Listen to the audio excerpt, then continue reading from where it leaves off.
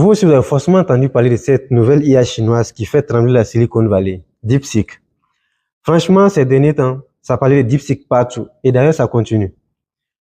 Entre les experts en IA qui sont en panique, les médias qui tournent en boucle et les investisseurs en sueur, il y a quelque chose qui se trame. Mais pourquoi ce engouement soudain? Alors, DeepSeek, c'est quoi? D'abord, un peu d'histoire. DeepSeek, c'est une société ou une start-up chinoise qui a été créée en 2023 avec un objectif clair, développer une IA 100% chinoise qui va rivaliser avec les modèles américains. Donc, leur premier modèle, bien sûr, c'est passé inaperçu, mais c'est avec leur toute nouvelle version, le DeepSeek V3, que on a connu ce grand boom. Ce nouveau modèle a débarqué comme une bombe et monopolise tous les gros titres. Mais pourquoi ça fait tant de bruit? En fait, il y a trois choses à retenir sur DeepSeek. Donc, un, il a un niveau comparable à GPT-4, oui, le modèle derrière ChatGPT, et il surclasse ChatGPT sur certaines tâches même. Et ce qui est plus dingue, c'est son coût de développement. C'est ridicule comparé à ChatGPT. Donc, DeepSeek et ChatGPT, c'est un peu comme David et Goliath.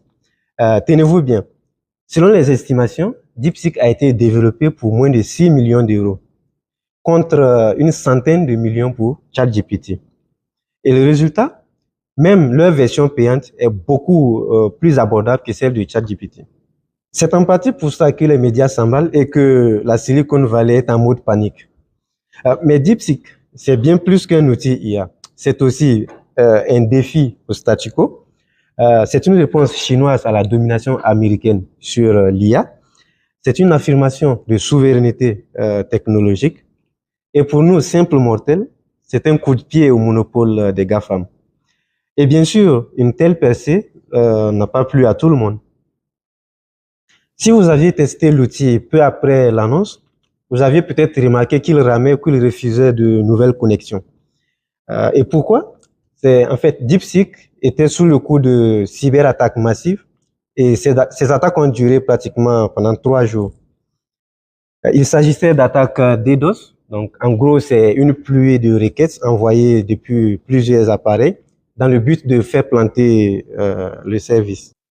Et selon certaines sources, ces attaques étaient d'une ampleur que seul un État était en mesure de les orchestrer. On ne cite pas les noms, mais bien sûr, vous voyez l'idée.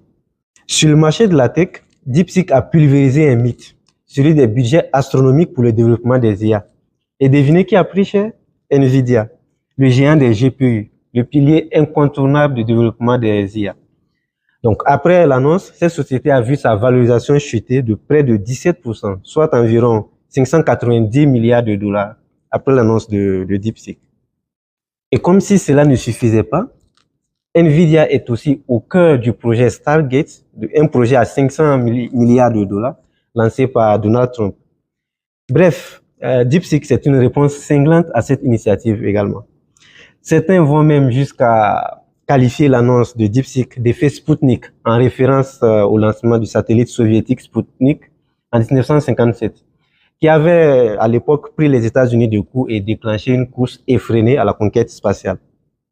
En tout cas, encore une fois, et comme l'histoire est capricieuse et tend souvent à se répéter, les hostilités sont lancées entre ces grandes puissances dans cette course à la domination du marché de l'IA.